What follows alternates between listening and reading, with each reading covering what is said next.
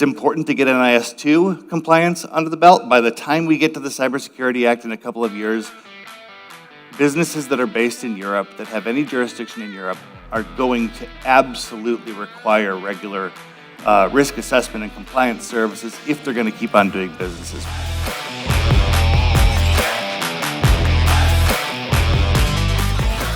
And thank you all for sticking around for a policy talk on the last day. That's pretty crazy. But we are hopefully going to have some fun exploring the business opportunities that come with NIS2. As Elizabeth said, there's a big landmark happening next week. We're going to talk about it and what the opportunities are going to be for MSPs. What I'd like to do first is explain a little bit about who I am and where I represent. So I am the Executive Director of a group called the Internet Infrastructure Coalition, or I2 Coalition. And we are a trade association for the companies that build the infrastructure of the internet. People within your industry, companies like Acronis, and a lot of the companies that basically rack and stack servers and data centers and make the internet function. I lead the association, and a lot of what we do is policy. We've got offices in Washington, D.C., and do a lot of work in North America, but we also have offices in Brussels, and we focus on European policy as well. I am not the head of the European policy team, but I do manage that team, and I work a lot with them. And what we do is we build voice for this industry on policy as it's getting developed. So NIS2, what we're going to talk about today, is something that we have been representing this industry on throughout the multi-year process of getting to the point where it is today. We've been engaged in a lot of the public consultations to help shape the policy, and we've been trying to guide it to be as sensible as it can be. There are still a lot of areas where we definitely didn't hit the mark. They didn't listen to us the way that we all necessarily wanted to, but we've tried. What we do as an organization, what I do in my role at the organization, what I basically say that I do is I teach legislators and regulators how the internet works so they don't do stupid shit to fuck it up. And, frankly, there's a lot of stuff that they're trying to work on, and there's a lot of stupid out there. There's a lot of potential things that they're working on that could break a lot of stuff about the way we operate our businesses, that we need to figure out how we can make sure that we educate lawmakers enough that they don't do things that are going to be disruptive to our businesses or our clients' businesses. And that's our role. So within that process, we've got a trade association. Our member companies get our briefings that tell them every month what is happening in EU policy, what is happening in US policy, what new regulations do you need to understand for you and your customers. And so we do the reporting part, but we also do the engagement part. We also do the part of actually sitting down and, when it comes to these types of policies, getting your voice in there so that they're hopefully done right. And in this case, we've gotten to the point where we've been working for a couple of years trying to engage and get the best possible outcomes for NIS2 Directive, and theoretically, we're looking at next week as a deadline for this stuff going into effect. It's only sort of going to be in effect. First of all, let's unpack what NIS2 is and why it matters. You're going to be looking at the biggest sort of fundamental change in how the EU is operating when it comes to regulatory compliance within its framework since GDPR. And I am sure that you all know about GDPR. I'm sure you've done a lot of work on your systems over the years to build in GDPR compliance, and probably many of you looked to that as a compliance opportunity for your clients as well within the MSP community. This is the biggest opportunity since then. Although, one thing to note is that GDPR was a regulation, and NIS2 is a directive. Now, the big difference between these two is that a regulation is one law for all of the EU. Now, it's still interpreted 27 different ways for the 27 member states, right? But it's one law for all the EU. The NIS2 directive is a directive, which means that it's a set of requirements that they're handing down to each member state so that they can all transpose them into their own national laws, which means that there isn't one law. There's going to be 27 different laws, all done in each member state's unique way. So instead of one law interpreted 27 ways, it's 27 laws interpreted 27 ways. And very few of them are ready. We are not far enough along to where the point where, like, it's a nice buildup for the talk, right? But nothing is really going to happen next week because 5 of 27 member states are ready with their transposition. 5 of the member states are putting their laws into effect next week, and a lot of them need more time. A lot of them need more time because there are certain parts of the process that I'll talk about in a minute that simply haven't been completed yet to the point where we actually know how these things are going to get implemented for you, your clients. So a lot of what I'm talking about is today isn't necessarily walking you through the letter of the policy and saying, hey, you've got to do this for your client, you've got to do that for your client, because a lot of that's still being figured out. Instead, it's to say, hey, this is a really complex situation, and it's a bit of a clusterfuck, and you can use that as an opportunity to really go in there, partner with people that really do know the policies and the requirements to offer solutions for your clients, because your clients are going to not be able to keep up with this on their own, which means business opportunities for you. You're going to be focusing in there on risk assessments and compliance services, which is something that I think a number of people in this space spend a lot of time focused on anyway. And so putting that within an NIS2 framework to issue compliance audits is going to be something that I think is going to come relatively naturally to you. And it's going to be a big requirement. One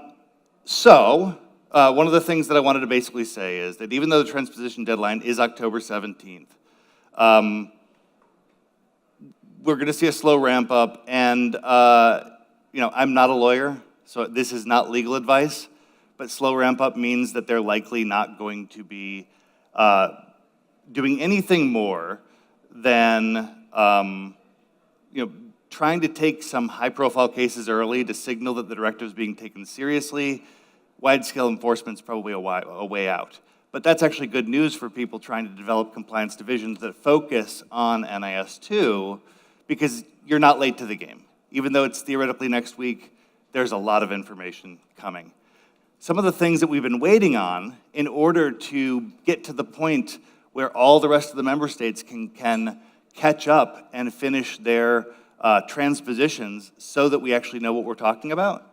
Well, one of the big documents came out last month, and it's been taken a while for people to really wrap their heads around it. And that was the NIS Coordination Group's guidance to member states on how they should approach transposition. So even though the deadline's next week, they just got the report 3 or 4 weeks ago that said exactly how it is they're supposed to do that. Not a lot of time to digest it. The other big one is the NIS2 Implementing Act and Annex, which is supposed to walk them through the specific risk management measures and incident reporting obligations. And that stuff has not been published yet.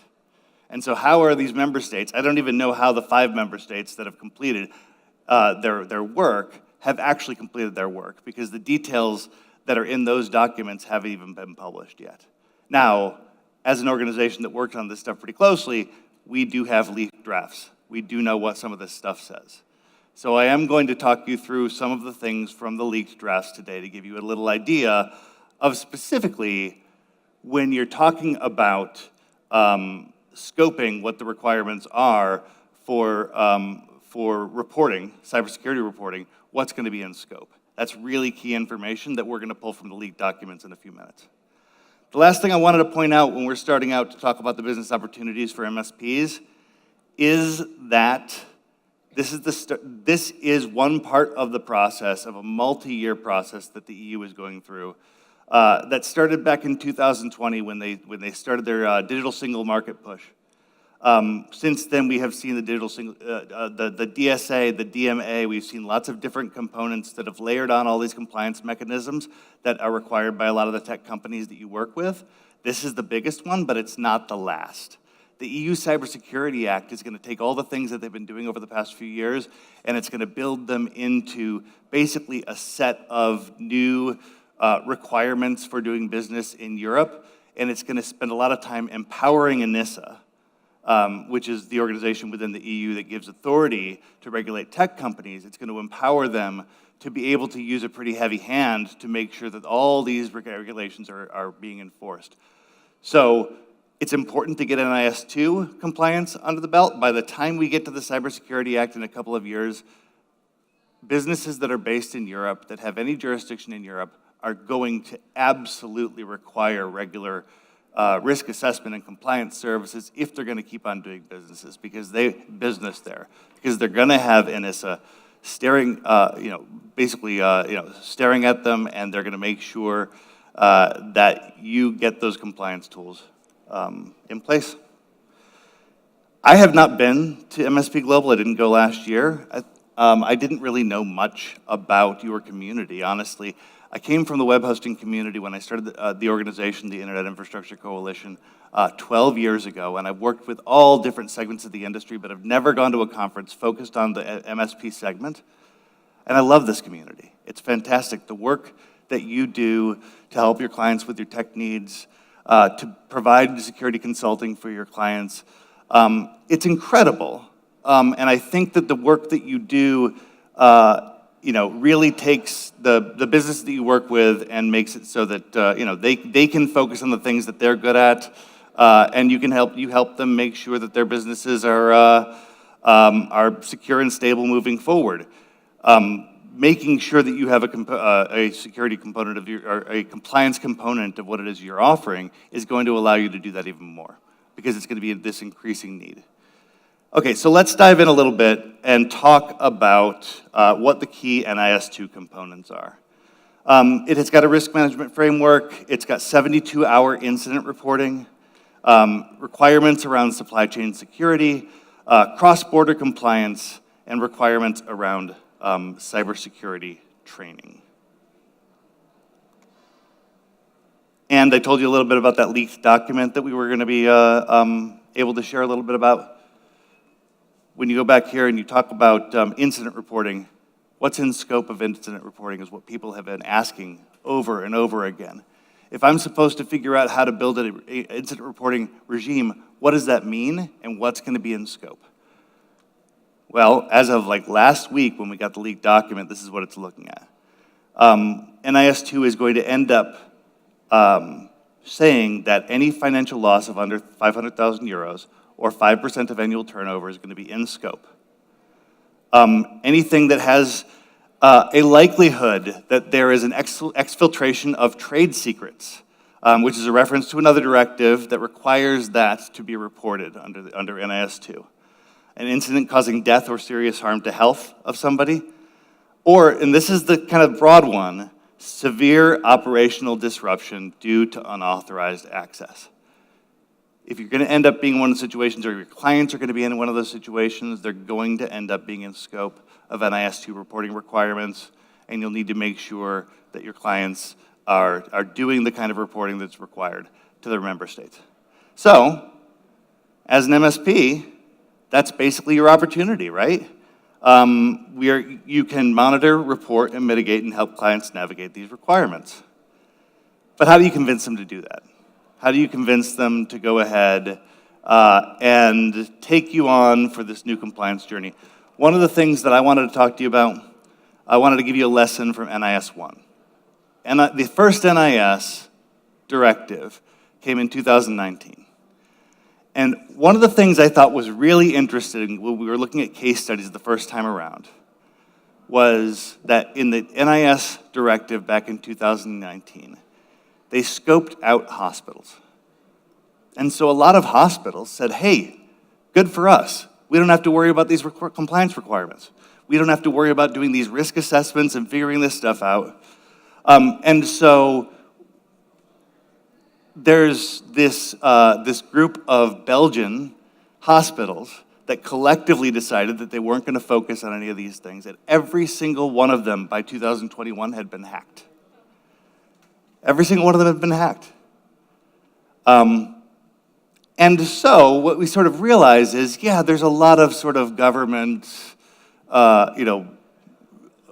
bureaucratic requirements in here that are really frustrating and annoying, but at the heart of the NIS2 is a series of basic, common sense things that you need to do to ensure that you're checking the right boxes to make sure that your fundamental cybersecurity setup is sound, and that if something happens in that process, that you know the right routes to get a hold of the people that need to know.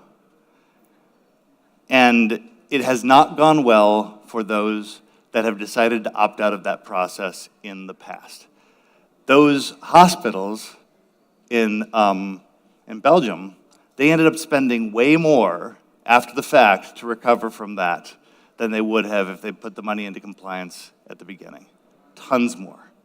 And it's a lesson for all of us that we can go and we can take to give to others on how an ounce of prevention is worth a pound of cure in this situation. I told you that 5 out of 27 member states are ready.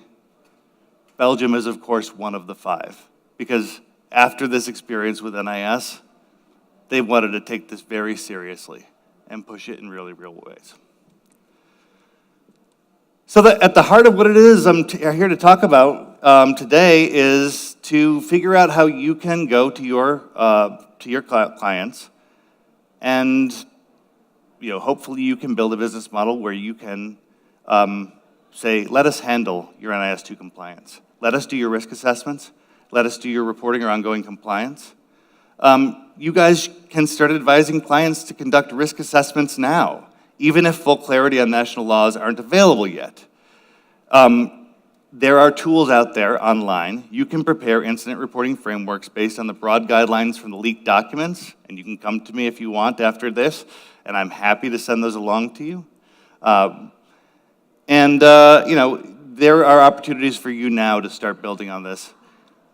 Like I said, if you don't start with NIS2 by the time the EU Cybersecurity Act comes, and it layers on that with the DSA, DMA, and others, you're absolutely going to see that it was a missed opportunity, because that's where the real stick comes in, and the carrot and the stick, where it's not just they're helping with cybersecurity obligations, but they're really making sure that all the European businesses are doing this, or else it's a layered compliance regime.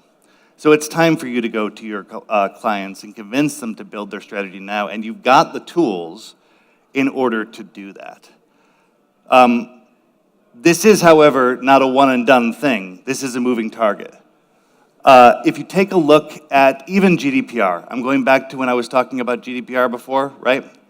GDPR is a regulation that was put out there 8 years ago.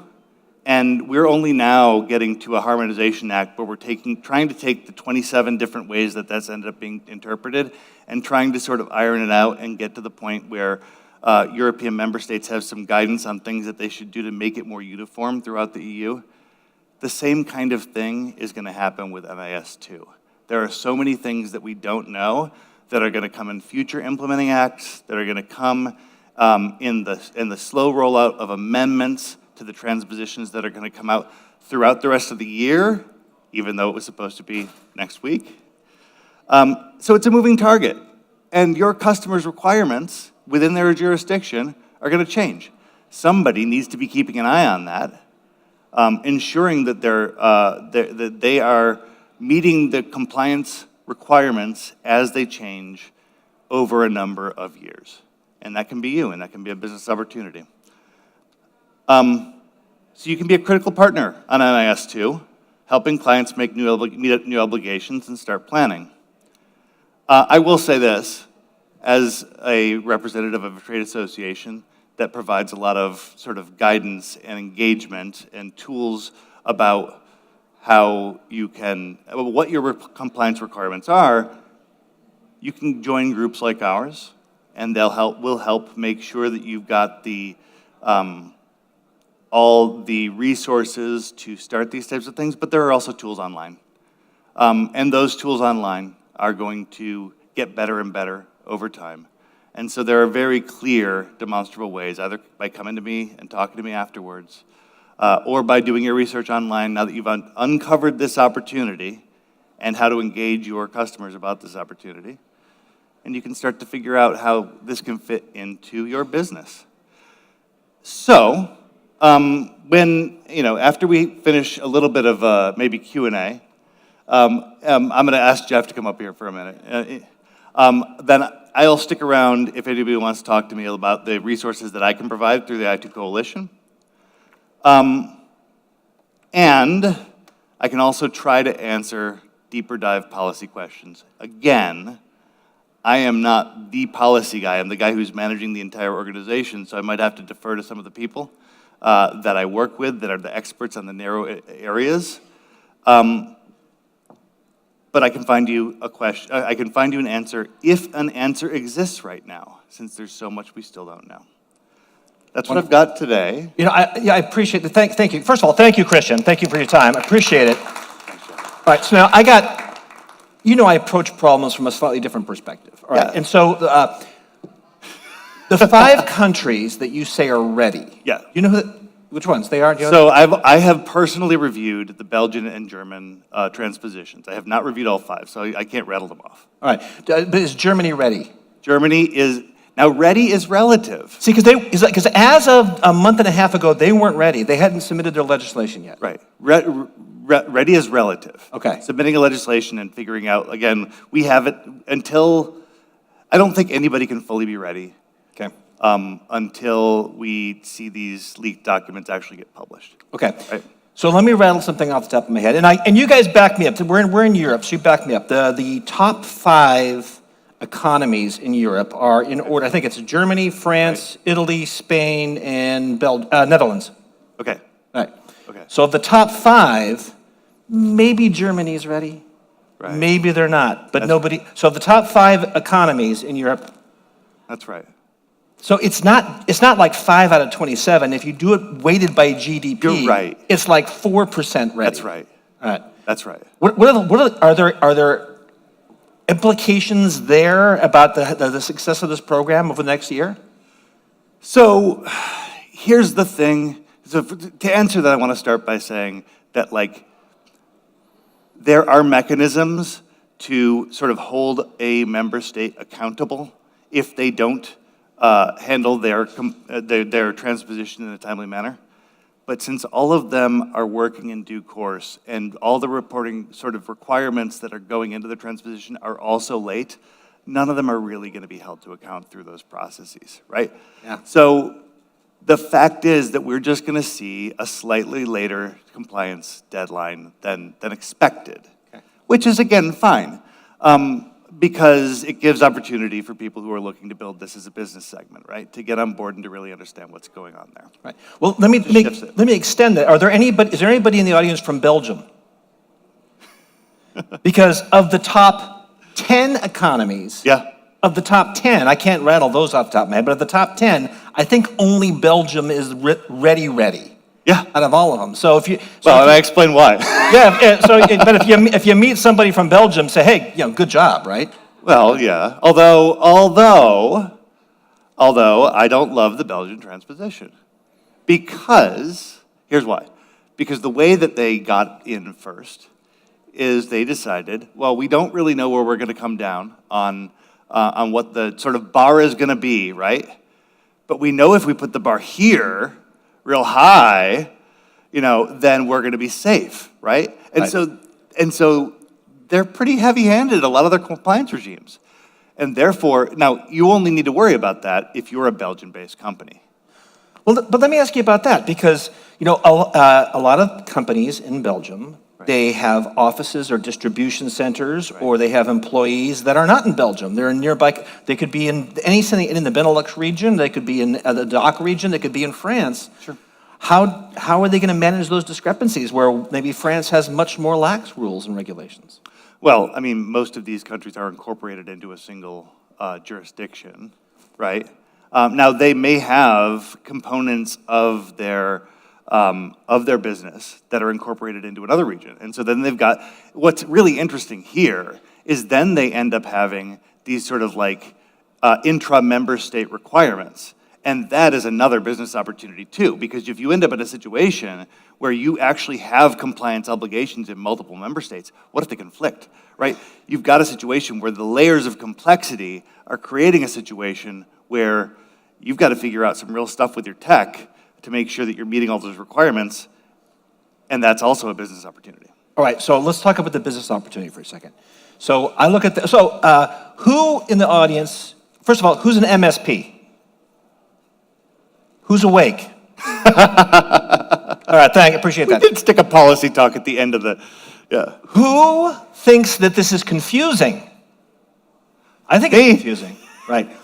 So there's an axiom in business that if you can find a pain point, that's a business model. Right. And so that's what you're kind of implying, is that if we as IT professionals are a little bit baffled and kind of staggering about in this, that just imagine how the client organizations are, and that makes it a business opportunity. Is that what you're implying? It absolutely is. But, here's the other thing, that, take the case study that I gave with the Belgian hospitals, right?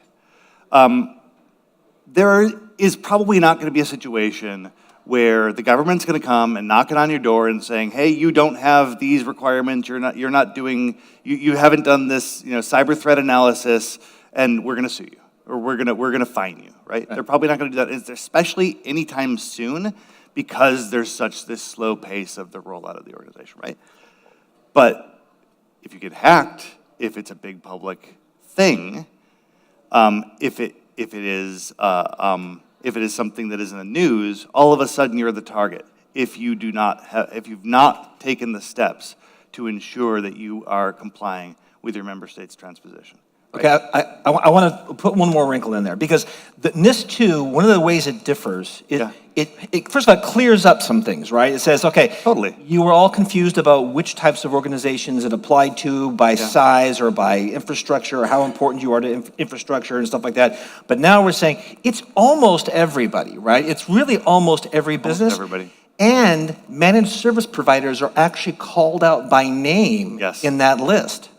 Right? So it's not just about building a business model, it's now your compliance burden too for these guys, right? Well, that's true. And, we were talking beforehand, and I think that's some of the work that you've been helping Acronis itself look into, their own requirements. Yeah. And I think it's going to stay a broader trend. So a big trend that we've seen in the marketplace is this. It's not just more businesses using MSPs, but businesses are making the decision to outsource more and more to MSPs. In fact, it was a global. It was actually Europe and the United States, and over last year, the number of respondents to a survey who had made the decision to go from outsourcing some of their IT services to MSPs to outsourcing all of their IT to MSPs had gone up by 56% in 2024 over 2023. Because they just can't manage this burden anymore. They need to outsource it. I will say that when it comes to the kinds of requirements that we're talking about here with NIS2, chances are if you or your clients are using good cyber hygiene, a lot of what it is, the new requirements are going to be when they finally unfold, they're not going to be that hard to comply. It's not going to be shocking. It's going to be a moving target, and that's the complicated part, right? Because there are things that will change as their court decisions change it and stuff like that. And for the most part, the 72-hour reporting requirement is going to be new. And that's a big component that people will need to get used to and figure out how to set themselves up for. But it's not going to be that hard. Right. It just needs to fit into a form. Right. But I think there's three levels of reporting, and it's on the individual governments. It's their duty to create a mechanism for them to do that reporting. Right. Right. So, and this is where a lot of the transposition becomes a really important aspect of it, because there are lots of different ways to interpret those three levels. And I can't come up here today and say this is how you need to do it, because there is no one way, and a lot of decisions haven't been made yet. You may get to a point where within your member state you may disagree with some of the requirements around reporting. 72 hours is a short time. If you get hacked, that may not be enough time for you to understand what was lost, that may not be enough time for you to figure out like the ramifications. And you could be in a situation where if you were left to your own devices and you didn't have these new requirements, you may find that you're just going to scare your customer. Right. You know? Let me give you one wrinkle on that I actually found was very telling. When you dig into the law, it gives all these requirements and all the threats and all the potential liabilities, all the potential fees. Yep. And then at the bottom, it says, but member states should, almost a direct quote, member states should not implement any, should not enforce any of these policies that get in the way of remediating the damage. So if you are in crisis mode and you can show them, I can't report in 72 hours because everything's freaking down and I can't get to it right now, as long as you can demonstrate that, you're going to get a little bit of leeway. That is almost always the case and what I expect to see in the vast majority of transpositions. What I am concerned about, especially with some of the early adopters, is that they're still taking a little bit of a heavy-handed approach, that they think, well, you know what, I'll do what I can to try and make sure that if I can, I'm gonna get the word out to customers. They think they're looking after customers because they're not thinking of the full ramifications, right? Right. And that's what makes it difficult for me to come out here and say there's one formula. That's why I'm focusing on the business opportunities that exist and making sure that you've got the expertise so that you can walk your clients through this after we're a little bit further down the road of knowing exactly what those requirements are. Great. You know, hey, Christian, this is great. And by the way, Christian, you know, the I2 Coalition, they keep their hands on the pulse. Look at their website, check them out, follow up with Christian, stay informed, and you know what? It's both a challenge and an opportunity. And unfortunately, NIS2 is only one of the many on both sides of the pond. You know, I am based in our Washington, D.C. office, and there's a lot of compliance requirements there that could also be compliance opportunities there. And so it is important to be keeping your hands on the pulse, right? To staying engaged and staying informed. And we haven't talked about Australia Essential 8 or the Singapore cybersecurity law. We haven't even touched on those yet, but that'll have to be a different presentation for a different day. Absolutely. Christian, I really appreciate so your time. Thank you for coming. I appreciate it. And I'll take this from you. Okay. Everybody, Christian Dawson. Thank you, Christian. Everybody.